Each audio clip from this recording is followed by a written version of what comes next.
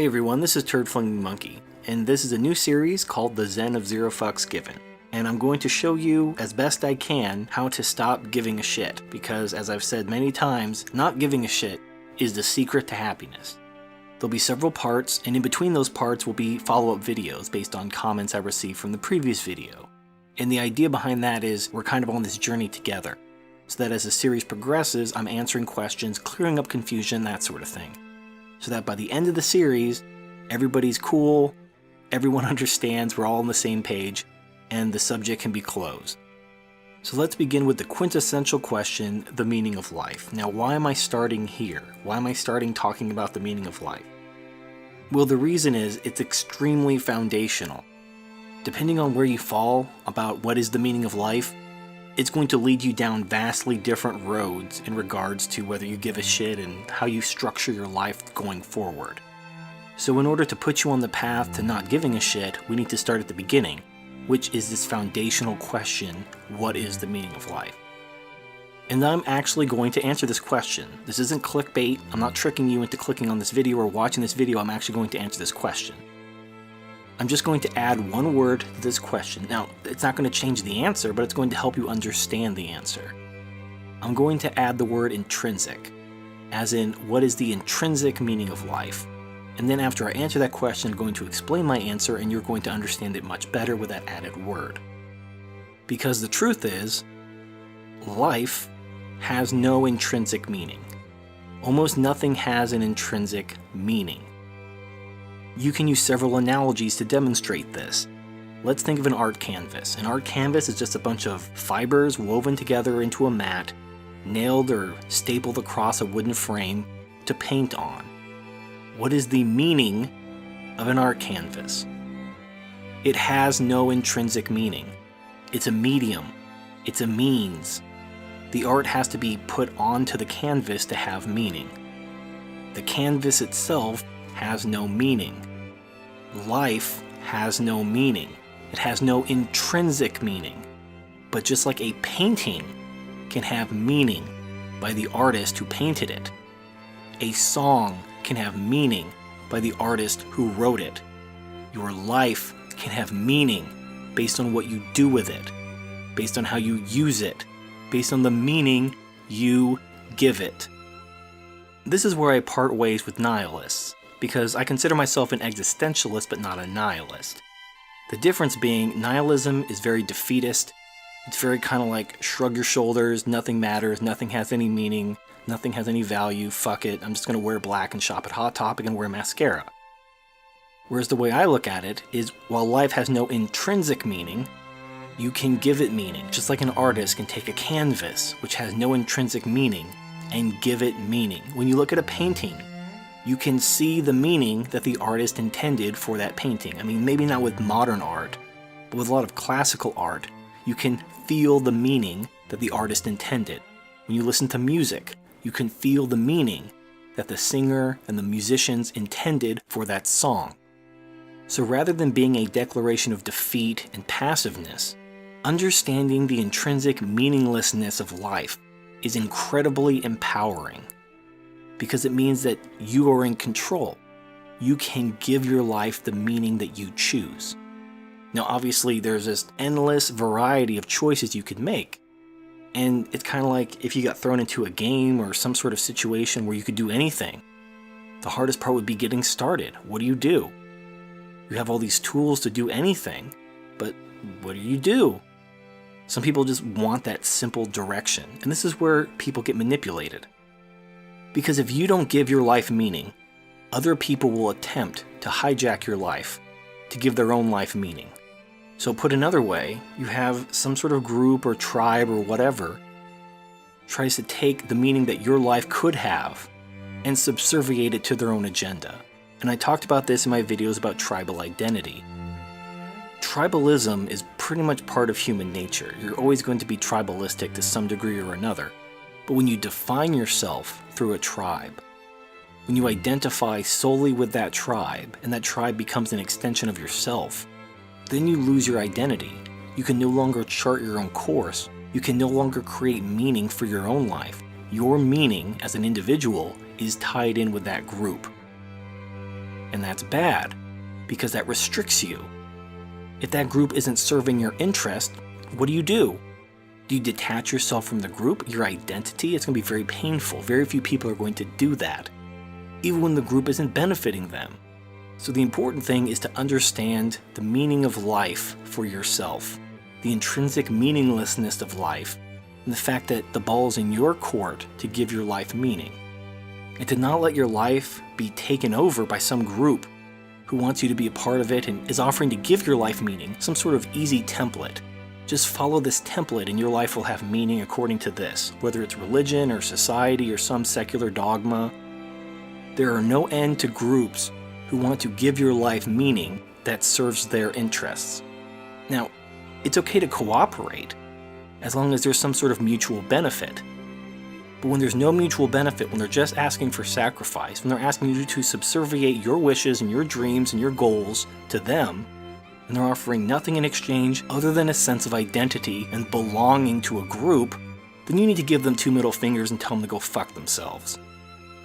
But because we are social creatures, because we long to be part of a group, it's very easy to subserviate our meaning, our personal meaning, to that of a group. To feel like belonging to a group gives us meaning. Because the opposite of that is loneliness. It's isolation. But you will never achieve the peace of mind that comes with not giving a shit as long as you subserviate your meaning to others. You have to be the master of your own life. Now, that doesn't mean you're self-employed or independently wealthy. You can have a job. You can go to work, you can cooperate, you can have relationships with people, with groups, with societies, with whatever, as long as you are calling the shots regarding your identity and your meaning. This is when people lose themselves. When they hand over power over their identity and their meaning to others. You can't do that. You must hold on to your own meaning and identity. Now that means you may not be accepted in some groups that demand conformity. So fucking what? You may not be popular, so fucking what? But what separates a MGTOW from a traditionalist? The traditionalist has subserviated their identity and their meaning to others, their family, their society, their political party, whatever.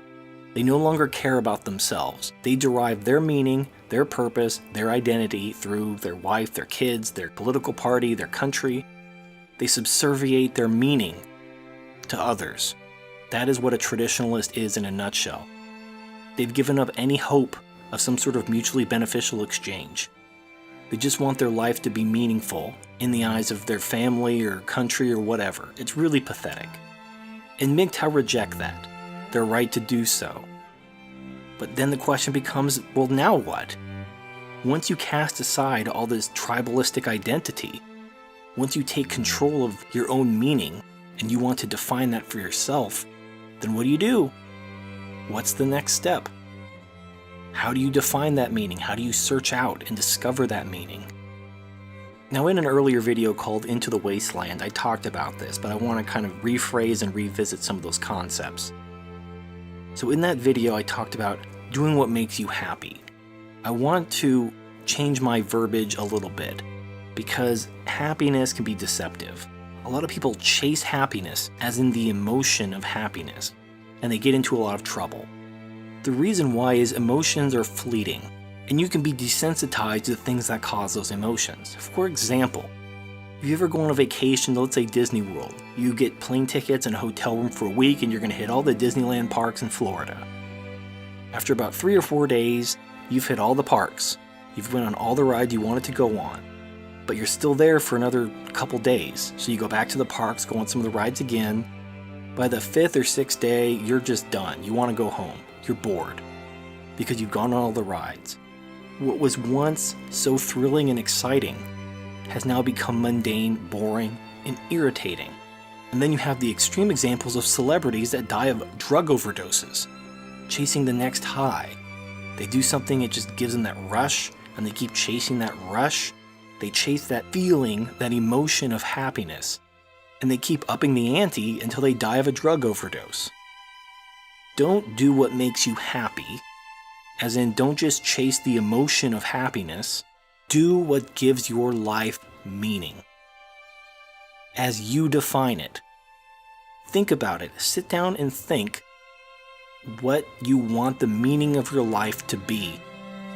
It doesn't have to be a permanent answer. You could change your mind later. But it's meaning that creates true happiness. You're not going to find meaning in drugs or an amusement park, but you can find meaning in other things. And it is in those meaningful things that you will find true happiness. So that concludes part 1 of the Zen of Zero Fucks Given. Please post your questions in the comments section because I will review them, and I may do a follow-up video where I address some questions before moving on to the next subject. This is Turd Flinging Monkey. Thank you for watching, and I'll see you next time.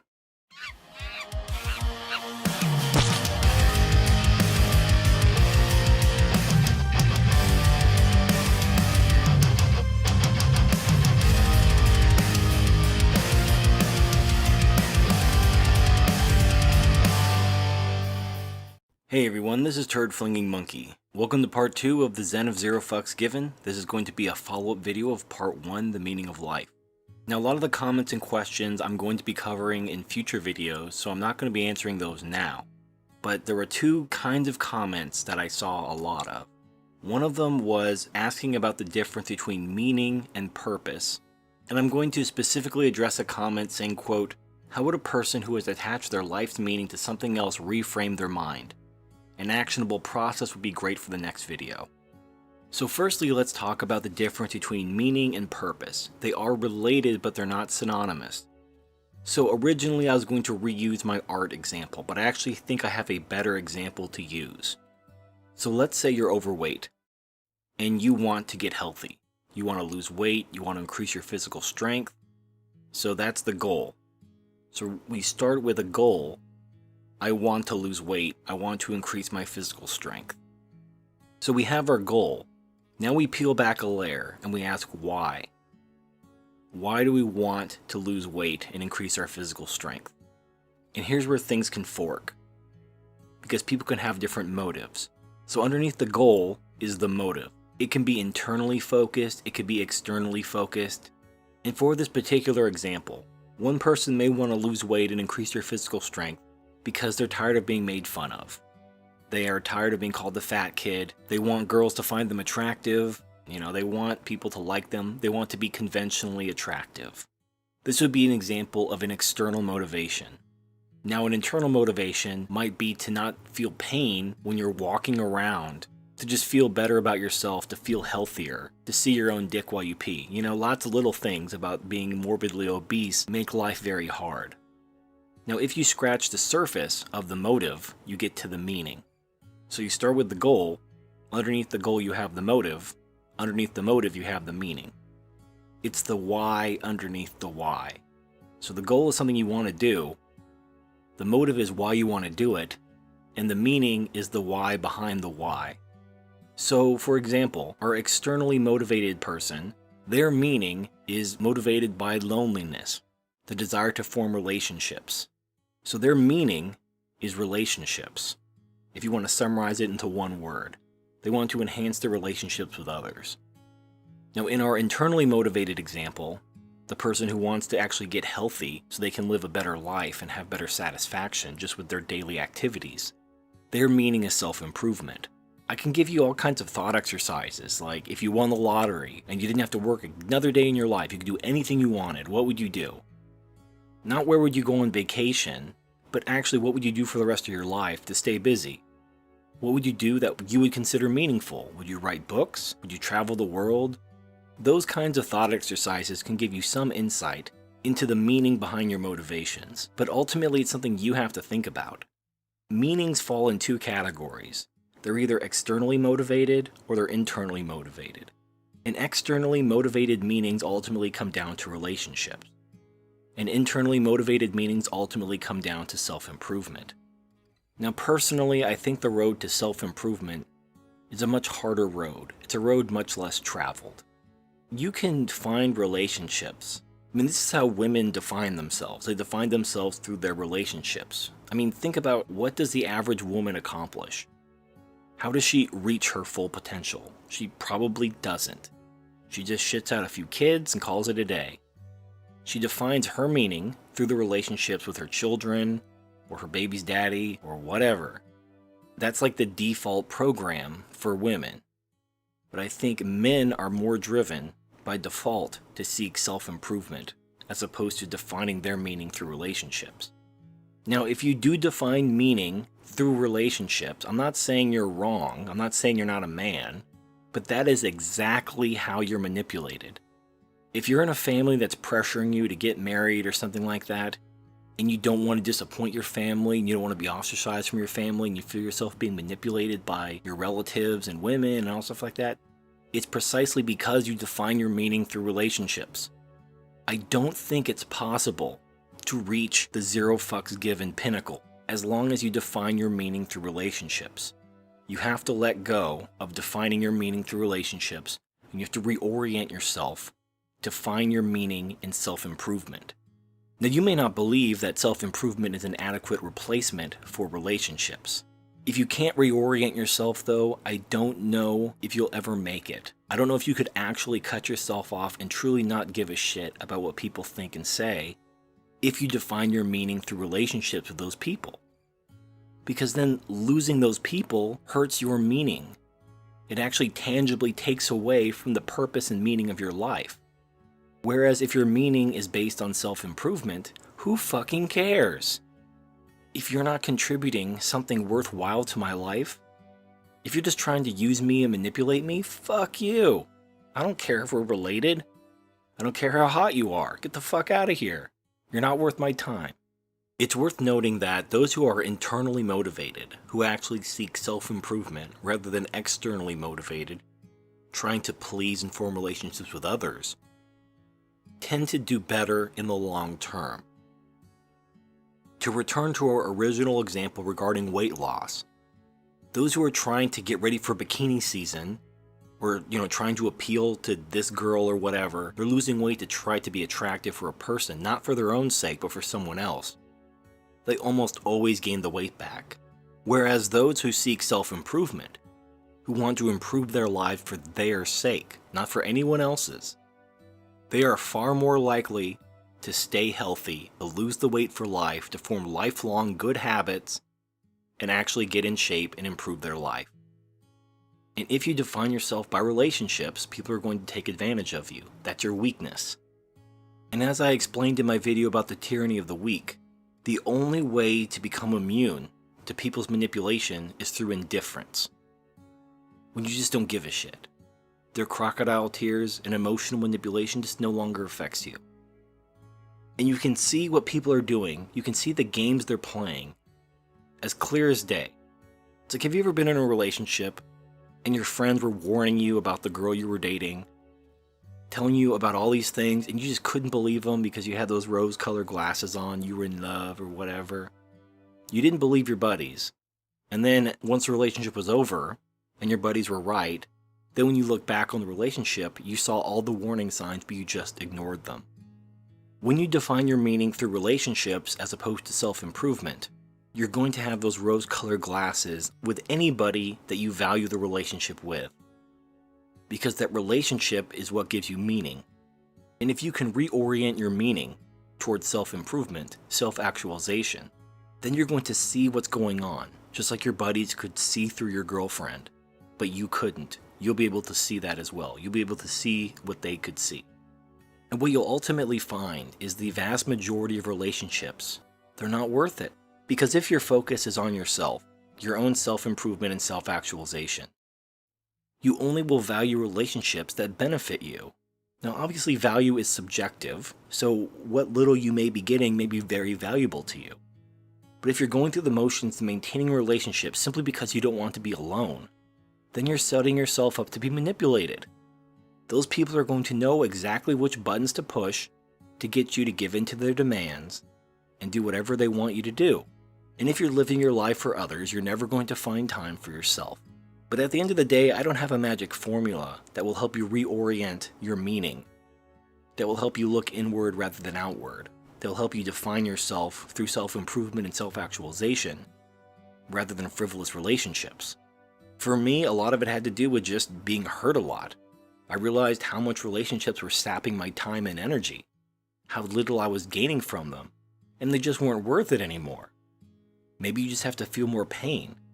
Maybe you just have to go through more experiences, I don't know. Maybe you have to hit your rock bottom. If you're not finding the meaning in your current life, then make a change. Do it now. What are you waiting for? No, what are you waiting for? Do it!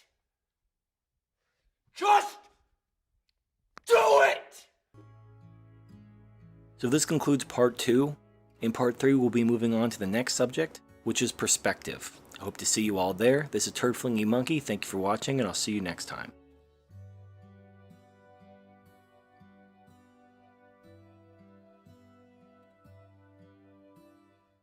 Just do it!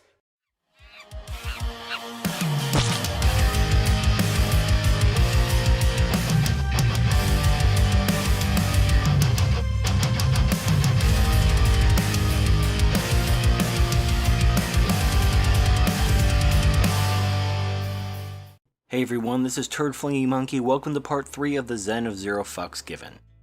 Today we're going to be talking about perspective. And what do I mean by perspective? Well, that'll become clear as we talk about it.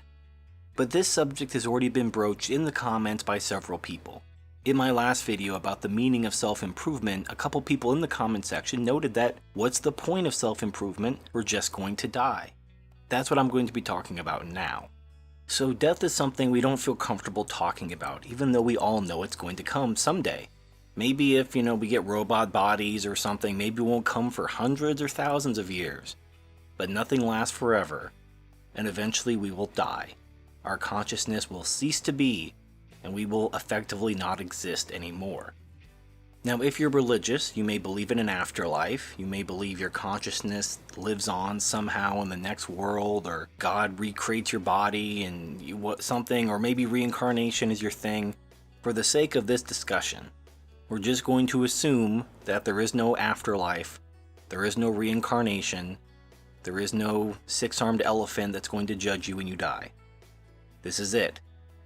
Your consciousness begins with the development of your advanced brain, and it disappears when that brain ceases to function. Everyone listening to the sound of my voice is going to die. And at the end of the day, if we're all going to die, and everything we build, everything we create, everything we do and live our lives for, will eventually be destroyed, ruined, and forgotten, then what's the point? What is the point? And at this point, I'm going to introduce you to the philosophy of absurdism. Now, I didn't know what absurdism was, I've never heard of it before, but someone in my comment section said, hey, you might want to look this up, and I did, and holy shit, once again, much like Nietzsche, it just describes what I already believe. So isn't it wonderful I now have a name for it, and how appropriate is it that a philosophy called absurdism applies to someone who calls themselves Turd Flinging Monkey? But let me just read from the Wikipedia entry for absurdism. Quote, in philosophy, the absurd refers to the conflict between 1. The human tendency to seek inherent value and meaning in life, and 2. The human inability to find any. In this context, absurd does not mean logically impossible, but rather humanly impossible. The universe and the human mind do not each separately cause the absurd, but rather the absurd arises by the contradictory nature of the two existing simultaneously. Accordingly, absurdism is the philosophical school of thought, stating that the efforts of humanity to find inherent meaning will ultimately fail, and hence are absurd, because the sheer amount of information, as well as the vast realm of the unknown, will make total certainty impossible. As a philosophy, absurdism furthermore explores the fundamental nature of the absurd, and how individuals, once become conscious of the absurd, should respond to it. The absurdist philosopher Albert Camus stated that individuals should embrace the absurd condition of human existence, while also defiantly continuing to explore and search for meaning. So I'm just going to stop there. You can read the rest of the Wikipedia entry if you want. I'll post a link in the description. But this, in essence, is what I believe. And just like how the realization of the intrinsic meaninglessness of life can lead one either to depressed inaction or empowerment, so too does the realization that we will eventually die. The reason for the title of this video, the reason why this is called perspective, is because when you gain a perspective over your death, over how whatever you build, whatever you dedicate your life to will eventually be forgotten, you can separate things very easily into two categories. Things that matter and things that really don't matter. And 99% of things in life fall into the latter category. Very few things in life truly matter. Now, the thing that taught me this lesson was going to war. I saw some shit. I saw people die. And before I went to Iraq, I had the same neurotic fears as most people my age. I worried about friends, I worried about women, I worried about what I was going to do with my life. I had all these worries, not to the point of crippling anxiety or anything, but I worried. But after going to Iraq and just seeing the loss of life, I just learned that half the shit, and more than half, 99% of the shit that I was worrying about, really didn't matter. What was I worried about? There is a very small window of things that you should care about.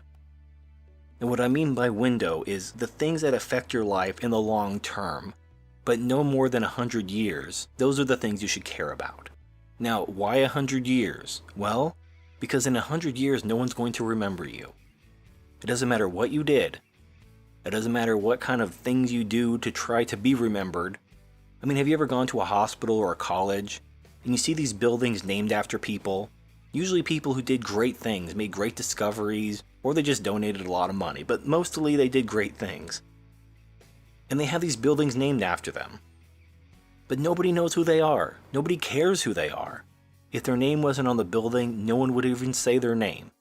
Now, a lot of people have this delusion, and I'm just going to pop the bubble on this, and I'm sorry for ripping the band-aid off quickly, but I care about you too much to let you live in this delusion. Some people think that if they have children, that their children are going to be their legacy. That their children are going to live on and reproduce in generations and generations and generations, and that's going to give their life meaning. It's going to allow them to achieve an effective immortality through their children. Well, I have news for you. Your genes are going to be so diluted after only a couple generations that it won't matter. In fact, your genes are already out there in the general gene pool right now. You share genes with pretty much everyone around you, to some degree or another. I saw an article a while back, I'm not sure how accurate it was, but basically the article said that they did genetic testing on people all over the world, and they found that the furthest we're apart are 22nd cousins. So your genes are already out there in some combination. They're mixed in with other genes, sure, but in a few generations, your genes will be mixed in with other genes anyway. So in 100 years, your genes, quote unquote, are going to be indistinguishable whether you have children or whether you don't have children. Because even if you don't have children, the people who are related to you, your cousins, your siblings, people in your extended family will have children. And so your genes will still live on, they'll still be diluted just like they're diluted now. And in 100 years, they'll be diluted even further. And it won't matter. Having children isn't a form of immortality. Your last name, you probably share your last name with a dozen or so other families. No one's going to care. Last names don't mean anything anymore. This isn't Game of Thrones, there aren't any great houses. The truth is, there is no immortality. There's nothing you can build that's going to last forever, not even a family, not even a bloodline. Like, remember when you were in high school? Do you ever see that girl who did whatever she had to be popular? She did all the things she could to be popular in high school. And she was very popular in high school, everybody liked her. But she destroyed her life. She peaked too early, as they say. And after high school ended, she really didn't have anywhere to go. That was the highlight of her life, was high school. Like Uncle Rico from Napoleon Dynamite, just living in that high school moment because that was the highlight of their life. That's the complete opposite of what I'm talking about. So you don't want to sacrifice your life for some temporary benefit. You don't want to destroy the rest of your life to be popular in high school, because in 4 years high school's going to be over and you're not going to have shit to show for it. But at the same time, you don't want to sacrifice your life expecting to have this everlasting impact on the world. The people are just going to remember your name forever and ever, because they won't. At best, your best case scenario is you'll be remembered for the next 100 years. If you're remembered for the next 100 years, then you were pretty awesome. You did some cool shit. But you really shouldn't expect anything beyond that. So you want to think of this window the next 100 years window as the window that you should care about. And what is going to affect that window? Whenever you have an issue that's causing you anxiety, and you need to ask yourself, should I care about this? Is this something that matters, or is this something that doesn't matter? Is this going to affect your life for the next 100 years? Is this going to affect the world for the next 100 years? If the answer is no, this is something trivial and stupid, then categorize it appropriately. It's something trivial and stupid. Just get rid of it. Solve it in the most efficient manner possible and get it off your plate. And this may mean swallowing your pride sometimes. Sometimes the most efficient way to solve a problem that's not important is just to swallow your pride, do what I call the song and dance, and just get it off your plate. Some people have a really hard time doing that, because they think like their pride matters. Your pride doesn't mean shit. Your pride isn't going to matter. There's so many things in life that just don't matter. Just trivial, stupid bullshit. So categorize the things in your life that truly matter, put those in one bucket, and then throw the rest in the other bucket.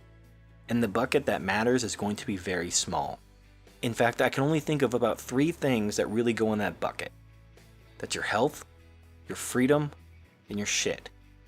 And what I mean by your shit, I mean the stuff you own. Not just your property, but your mind, your knowledge, your skills, all those things are your shit. Some of those things can be taken away, some of those things can't be taken away. But even if they can't be taken away, like your knowledge or your skills, they'll eventually deteriorate as your mind and body deteriorate. So nothing lasts forever, but it matters because it's going to affect your life in the long term. If you have your health, your freedom, your shit, you're good to go. Now, you don't want to necessarily prioritize your health over other things that are going to affect your life as well, such as things that could negatively affect your freedom, for example. Most people don't care about their health because they're lazy, and they're prioritizing things that really don't matter at all. But if you have the right perspective about what's important and what isn't important, you're going to prioritize things like your health, your freedom, your shit, above things that really don't matter, which is pretty much everything else. Now, some people think that that's selfish. It's a selfish attitude, and selfishness doesn't build civilization. Well, I disagree. And the example I could think of is the MGTOW community. Now, this community is built on selfishness. That's what MGTOW is. It's a man taking ownership of his life, not being a wage slave to a woman or a sacrifice to society. And yet, within this community, we help and grow, even though we're selfish. So think about that. But the important thing to understand is we only have a limited, finite amount of time on this earth. We have the same 24 hours each day, and we don't know how many years until it's over. So make the most of your time by keeping a perspective about what's important and what isn't. Filter out the things that aren't important. When you accept that everything you build, everything you try to do will eventually be destroyed and forgotten. When you embrace the absurdity of life. When you prioritize the things that are truly important, the things that will actually positively affect your life for the next 100 years, you're going to stop giving a shit about the things that aren't important. It's going to radically change your life for the better. You're going to be more focused and driven for the things that truly matter, and you're going to be able to let go of the things that don't matter. So this concludes part 3. If you have any questions, let me know in the comments section. I'll answer them in the follow-up video. Thank you for watching. This is Turd Flinging Monkey. I'll see you next time.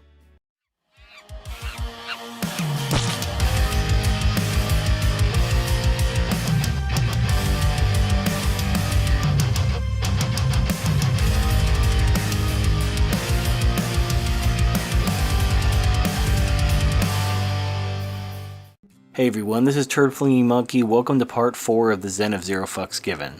This is going to be a follow-up to part 3, Perspective. And I'm going to be responding to 3 specific comments that I thought were noteworthy enough to base a video on. So the first one reads, quote, "You failed to address some very important questions concerning how a man is able to give true expression of his will. In modern society, no one is free from the coercive effects of culture, media, and propaganda. A person cannot help but define his beliefs and aspirations with reference to his immediate environment. As a MGTOW, you should be aware that this can have deleterious consequences for the individual. In an overtly gynocentric or traditional society, a man can be forgiven for thinking that his purpose lies in having a family, and that this is an expression of his true will. Of course, nothing could be further from the truth. The question is, how does a man escape the ever-pervasive influence of his society, and how would he know if he had, unquote. So to answer your question, a man can think. And once you see it, it's like the Matrix. You can't unsee it. Once you see like the green code, you see it everywhere. Now I think the question behind your question is, where does instinct stop and social construct begin? And I think, and this, maybe I'm wrong, the way I approach it is I look at animals. If animals do it, and because animals don't have the advanced brains as humans, they don't have any concept of government or media or propaganda or feminism, they're just living on instincts. If animals do it, it's safe to assume that it's an instinct. If no animal does it, if it's specifically something only humans do, and it's not universal, like humans all over the world don't do it, only humans in specific cultures and regions and ethnicities do it, then it's pretty safe to say that it's a social construct specific to that culture or ethnicity or whatever. Now the desire to have a family is an instinct. Animals do it. It's why animals don't go extinct. So I don't think the desire to have a family is some kind of social construct. I think the desire to marry is a social construct because marriage doesn't exist in nature. In fact, marriage differs from culture and region and ethnicity, so it can't be an instinct. It can only be a social construct. In fact, the nature of marriage has changed over time as culture has changed. Nobody in their right mind would argue that marriage is an instinct, but the desire to have a family is an instinct. I mean, not for everyone. Not everyone likes kids. But instincts operate off of pleasure and pain. Things that promote survival and reproduction cause pleasure. Things that don't cause pain. This is why some people, when they see a baby, they're like, oh, what a cute little baby. That's their instinct saying, oh, babies are cute. Why don't you have a baby? Follow your instincts. It all works on pleasure and pain. But marriage is just a hoop that society has created for men to jump through, promise to take care of a woman for the rest of her life in order to facilitate that desire. And it's total bullshit, and it's gotten more and more bullshit by the day. But to return to your original question, it's fairly easy to shake off the social constructs of your culture, to realize that your culture is setting you up for failure and sacrifice. I've done several videos on the matrix of tribal identity that talk specifically about this, and I've also done several TFM news videos about how traditionalists make these articles about trying to promote men to sacrifice themselves for society. That a man has no worth unless he's living for others, unless he's sacrificing himself for others, and that's total bullshit. As long as a woman shits out a few kids, she lived a full life. But a man, oh, he has to sacrifice himself, oh, he has to give back. Fuck you. You can't really get rid of your instincts. You can't get rid of your instincts any more than women can become Nawalts by purging themselves of hypergamy. It's just not going to happen. The best you can do is be aware of your instincts and not give in to them. Just like if you're dieting and you're trying to lose weight, you're going to have cravings for junk food. You can't just like snap your fingers and do away with these cravings. All you can do is resist them. So, that's the best I got.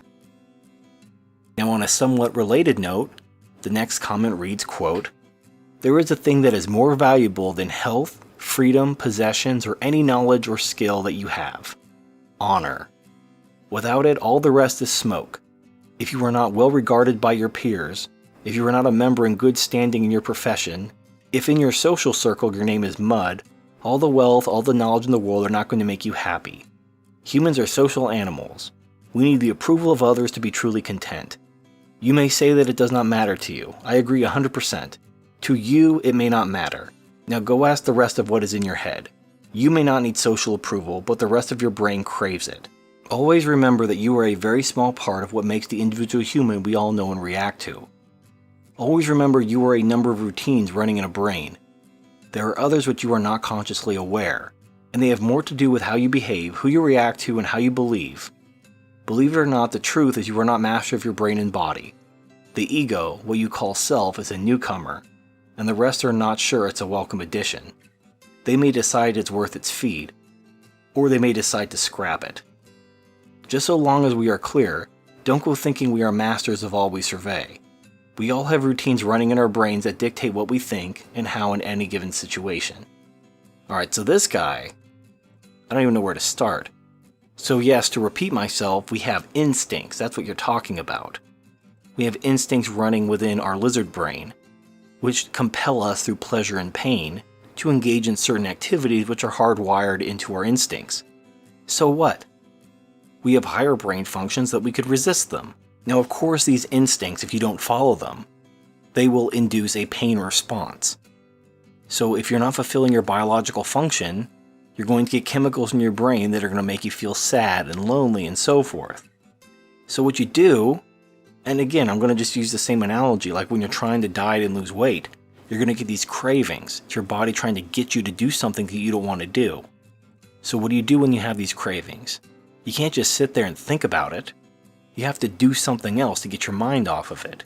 If you're a fatso on a diet, and you're just trying really hard not to think about chocolate cake, all you're going to think about is chocolate cake. And then before you know it, you're going to be baking a cake, and then you're going to be eating the entire cake. And then you're going to be wondering, oh, how did this happen? Now, instead of when those thoughts of chocolate cake came into your mind, if you ate a salad, or if you went for a walk, if you did something to get your mind off of it, you'd be fine. But I also want to say, fuck honor. Fuck honor right in its ass.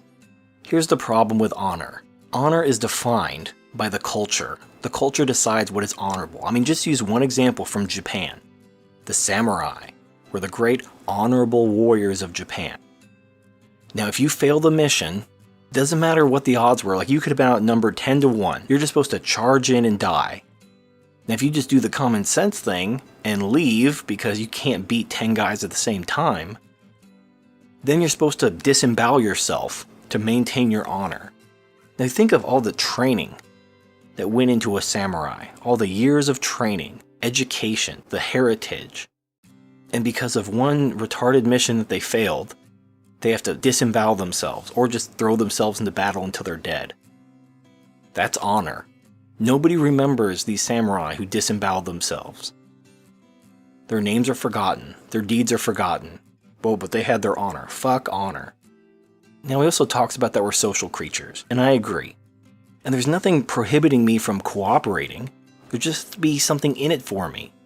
I'm not just going to cooperate because I'm lonely, because I want someone around me, so I'm going to sacrifice and cooperate with them with nothing in return just to feel like I belong. That's slave morality. If you want my cooperation, then you need to make it worth my while. I will cooperate.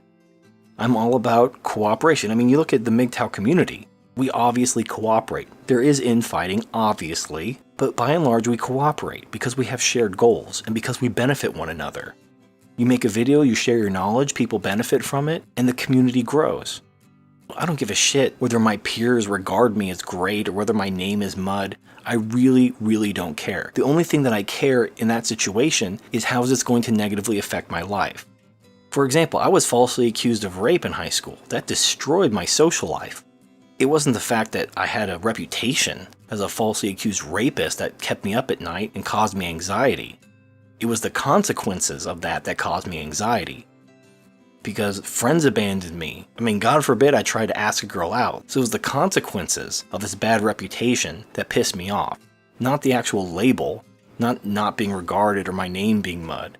It was the consequences, because it negatively affected my life. That's what I cared about. I mean, that's why I'm worried about being doxxed. I don't care what people think. But I do care about the consequences of having those labels, getting fired, being homeless, that kind of stuff. And that has nothing to do with honor. And the rest of your comment about the ego and all these different parts of your body, your instincts and your lower brain functions are not consciousness.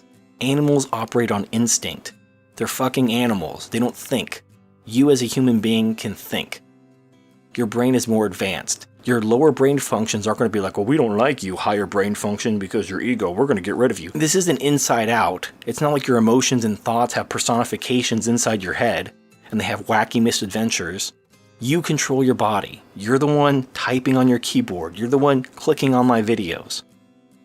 Now, the last comment I'm going to respond to reads, ever since I can remember, I've been the same. I have a goal. I have a passion. My passion is art. Every kind of visual art, 3D, digital painting, concept, all that shit. And it's actually enough to fill my time. It's so much material that I can literally spend all day drawing and studying composition, color, anatomy, whatnot.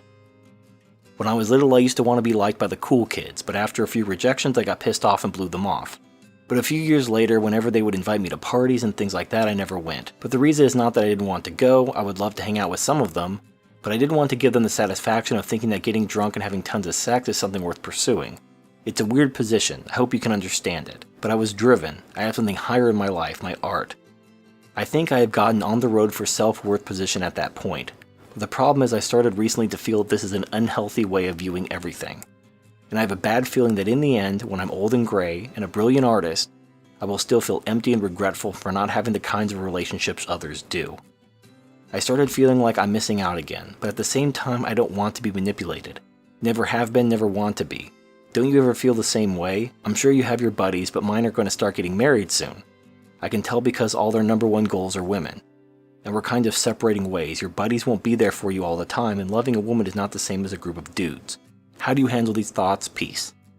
So let me just break this comment down a little bit at a time. So you start out talking about you have your passion, your art, and you don't care about being liked. You don't really even care about going to parties and just having meaningless sex. And that's great. That means you are on the way. In fact, I think you might actually be closer to the pinnacle than you may think. Now, towards the end, you talk about how you're second-guessing yourself. You're wondering if the way you're living your life is unhealthy. There was this girl I used to know, and we dated for a little bit. That's not really important to the story. Other girls would constantly tell her that she's too skinny. They're like, oh, you're too skinny, you need to, eat more or something like that. And it was just her biology. She just had a really fast metabolism. She was athletic and stuff like that. But she was like a healthy skinny. She wasn't like anorexic. But of course, the girls who struggled with their weight would constantly give her a hard time, telling her she needed to gain some weight and put some meat on her bones and all that stuff. But behind closed doors, they were all jealous of her because she could easily maintain her figure, whereas they had to constantly struggle with diet and exercise because their metabolism wasn't as good. When you're on the road to self-actualization and meaning and purpose, people are going to come into your life and try to pull you down because they're miserable. They're not finding the satisfaction you're finding. And they're going to tell you things like, oh, when you're old and gray, you're going to regret not giving half your shit to a woman. What are you going to do with all this shit? You better give half of it to a woman if you want to be happy. It doesn't make any sense. And I've done videos about dying alone. I've done these videos before. I've talked about these issues. If you're content with your life, don't let anyone tell you you shouldn't be happy. Listen to people's advice. They might have something good to say. And when it comes to your friends abandoning you as they have families, that's just going to happen. It's just going to happen. It's actually one of the big benefits of the YouTube MGTOW community. Very hard to find like-minded individuals, whereas the internet, it allows us to find each other. It may not be the same thing. It'd be great if we all lived really close together. We could just walk to each other's houses and hang out. That'd be awesome. But in the meantime, this is better than nothing. Anyway, that concludes the follow-up video. For perspective, the next subject we'll be talking about is attachment. Hope to see you there. This is Turd Flinging Monkey. Thank you for watching, and I'll see you next time.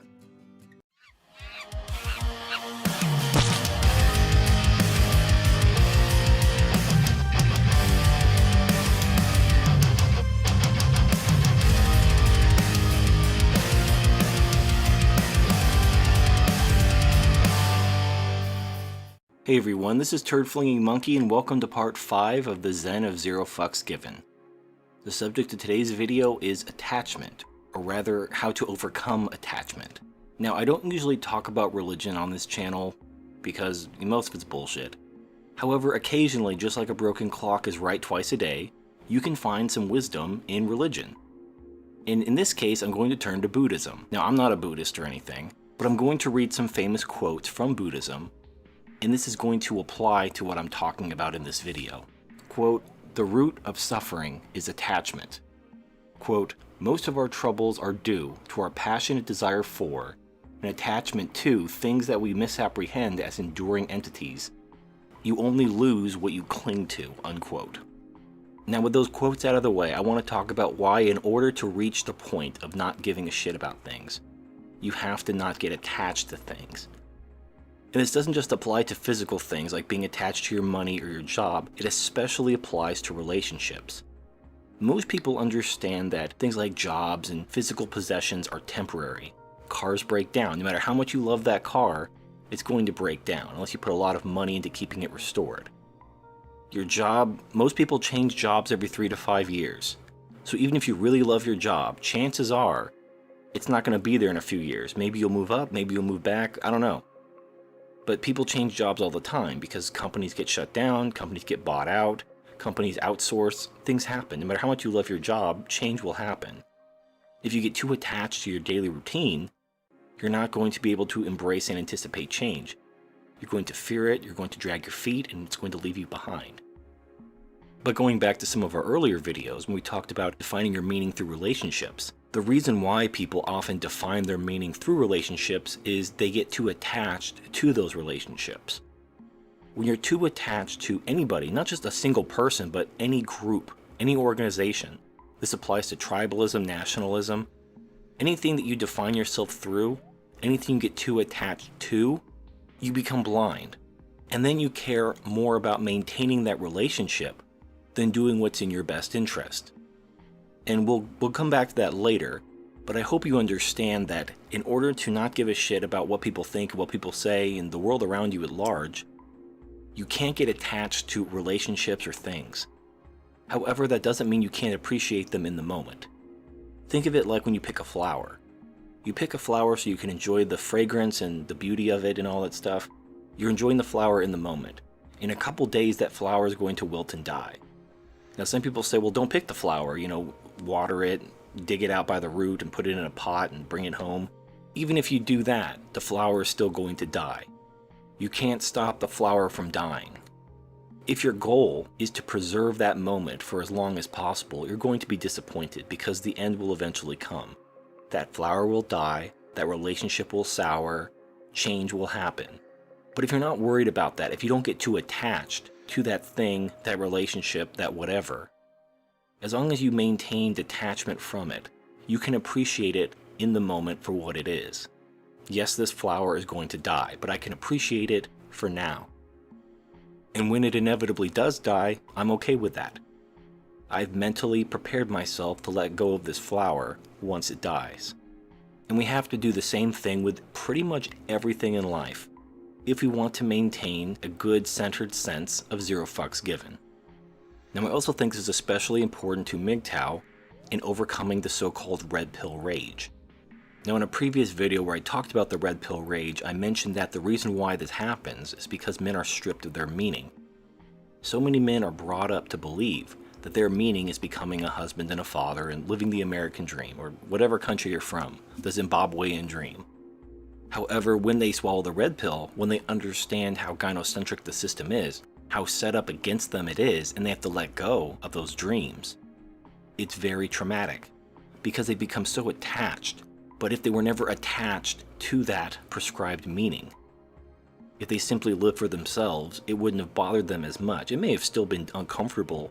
I mean, these aren't pleasant realizations, but you wouldn't have been so angry. You would have gotten through the red pill rage much quicker if you simply accepted it and you weren't attached to that definition of manhood and masculinity to begin with. And in another video called MGTOW Love Women, I talked about how if you understand something, you can appreciate and love it for what it is. And this applies to relationships even with women. So some of this advice is more for the younger guys who just value sex that much that you really can't talk them out of it. So my advice to you is to think of women like roller coasters. You get in line, you wait, you do your time, you finally get to go on the roller coaster, you enjoy it for a couple minutes, and then when the ride is over, you need to leave because there's people behind you waiting to get on the roller coaster too. When the ride is over, you don't just refuse to get out of the seat and say, no, I want to go on the roller coaster again. I want to go on the roller coaster all day, because you'll be removed. You have to accept that the ride is over and it's time to move on. But that doesn't mean that while you're riding the roller coaster, you just have all this anxiety and all this sadness and anger because you know the ride is going to end soon. Because then you rob yourself of the entire point of going on the roller coaster. The entire point is to enjoy yourself and have fun. Not to think about, oh, this roller coaster is going to be over in 2 minutes. I better get really sad and angry and refuse to get out. Just appreciate the ride while it lasts and then leave. And the difference between these two mindsets is attachment. If you're attached to whatever the roller coaster represents, a job, a relationship, a physical possession, whatever that is, you're holding on to tightly. And it's causing you anxiety, it's causing you anger, frustration, sadness. It's causing all these negative emotions because you're attached to it. Just let it go. Appreciate it for what it is while it lasts. And when it inevitably goes away, you'll be okay. You'll live, you'll survive, you'll move forward, you'll find happiness in something else. And speaking directly to the MGTOW community, I want to give some practical advice regarding women and relationships in the context of this discussion. The problem with modern society is equality.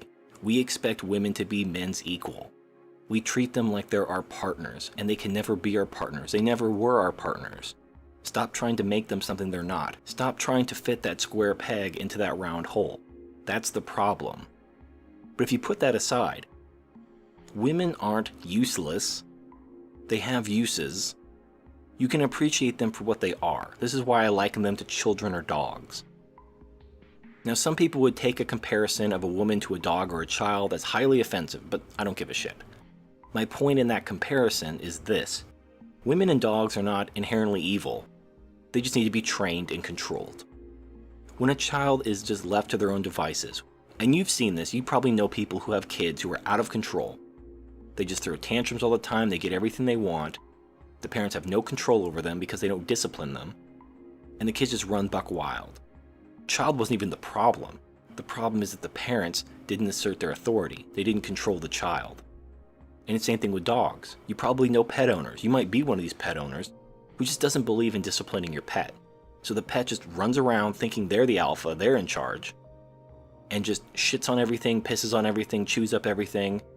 And then you finally have to call like a dog trainer who comes to your house, or maybe take it to the dog trainer. And all the dog trainer does is assert their authority over the dog. And once the dog respects their authority, they're a completely different dog. So the problem isn't women.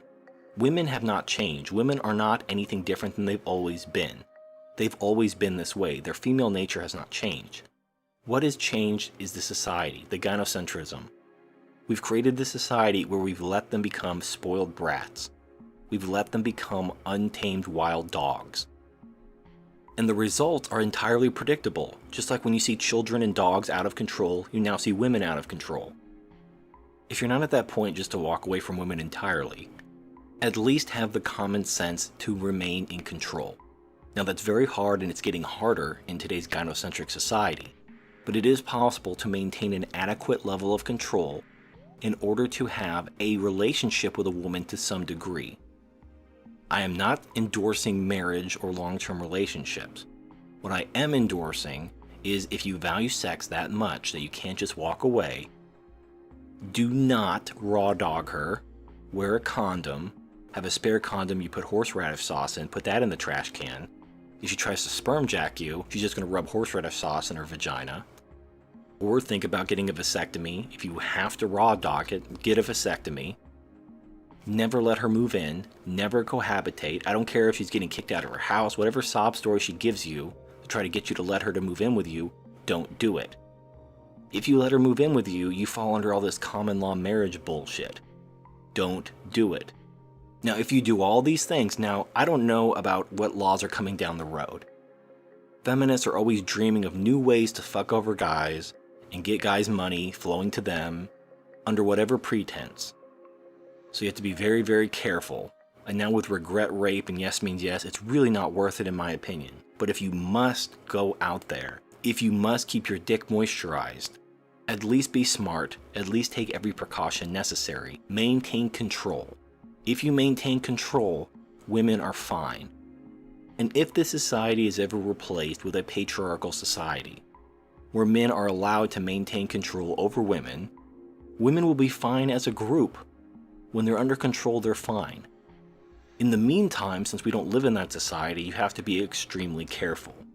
And the last bit of practical advice I give you is in regards to when to cut things off. And this doesn't just apply to women, although it especially applies to women, but it applies to all relationships. It applies to all things, but especially relationships. So this is going to apply to your job, this is going to apply to your friends. When do you cut off the relationship? And the answer is when it no longer provides a net benefit. Now, value is subjective, so what you value at the time may change. So a relationship may not change. You may get exactly what you've always gotten out of the relationship, and you may put in exactly what you've always put into the relationship. But simply because of the subjective nature of value, you may value what you're putting in more than you're getting out. And at that point, it's no longer providing a net benefit to you. Now when it comes to relationships with women, the man almost always is going to put in more than he gets out. She's the one in charge, especially in a gynocentric society. So the man is always going to be putting in more on an objective level than the woman. But if you really value her sex, maybe that's worth it to you. The subjective nature of value comes into play. But I suspect when you reach your 30s, when your sex drive calms down a bit, you're not going to value sex that much. You're going to objectively look at her, you're going to see how little she contributes to the relationship, and you're going to realize what a shitty deal you made. So don't sign any documents, don't get into anything you can't get out of. And when you realize that the relationship isn't providing a net benefit, it's time to go.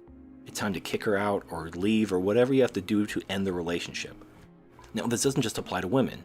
If you have a friend that has changed or you've changed or whatever, and now he's just sapping you, he's just being a parasite to you. Maybe he borrows money from you and doesn't pay you back. Maybe he's just an annoying piece of shit. But you keep him around as a friend because maybe you've just been friends for a long time and you just don't want to embrace that change. Maybe you're simply just afraid of being lonely. Now, when a man gets older, a lot of his male friends are going to get married. They're going to ditch him for women. It's just going to happen. It's the nature of our sex drive. We value sex so much that we make really terrible decisions. But as a man, you need to just accept this. Don't hold on to your friends too tightly because they change too. They may turn on you and manipulate you just as much as a woman does. So if you have a friend that's manipulating you who isn't giving back what you're putting in, cut him loose, even though he's a guy, even though he's your friend. You have to have some kind of net benefit in whatever relationships you engage in. Now on a professional level, you can use this mental exercise to guide whether you should quit your job or whatever. So if you go to a job and you're contributing your time and energy, and you're not getting what you feel you deserve back, it's time to dust off your resume and look for another job. If you don't qualify for the job you want, it's time to start training yourself. It's time to start taking courses or college classes in order to get that job that you want. I mean, what's stopping you? If you're MGTOW, you should have the time and the money to do this. So go make your dreams happen. Don't just stay in the job you're in because you fear change and because you're attached. Embrace the change. The only constant is change. If you don't like where you are, stop standing there and move somewhere else. And if you can't move somewhere else now, come up with a plan in order to get to the point where you can move to where you want to be. But in order to do all of that, you have to be detached. You can't be too attached to your job or your relationships, whether it's men or women. If you can do that, then you can embrace the change, you can appreciate the journey, you can live in the moment and be happy in the moment. Even though you know it won't last. That's okay, because nothing lasts. Just accept and embrace it. Appreciate things for what they are, and appreciate them in the moment. Like a flower. So that concludes part 5. Let me know if you have any questions in the comments section, and I'll answer those in the follow-up video next week. This is Turd Flinging Monkey. Thank you for watching, and I'll see you next time.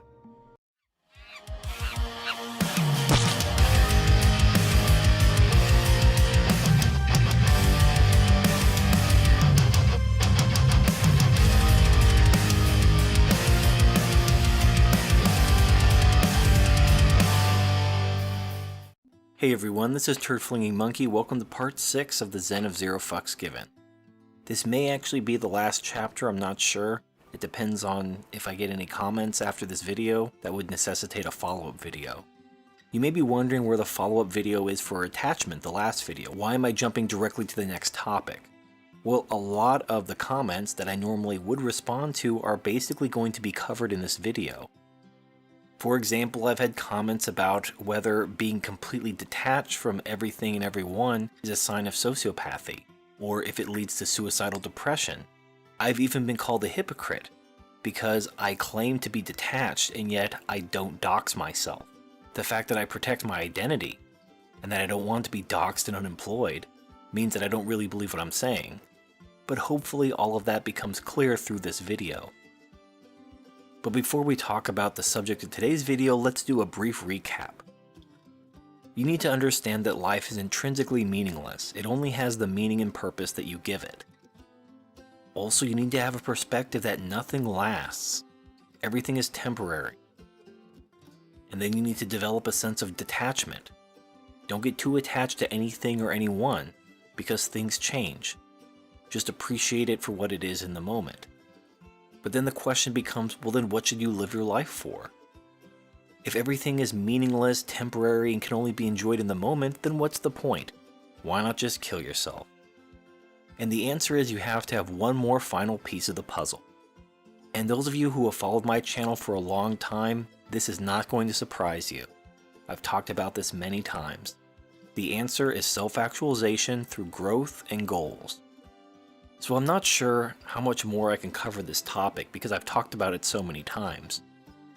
In fact, one of my first videos I've ever made, and probably the one I'm very proud of, maybe even the most proud of, because I think the information is so timely.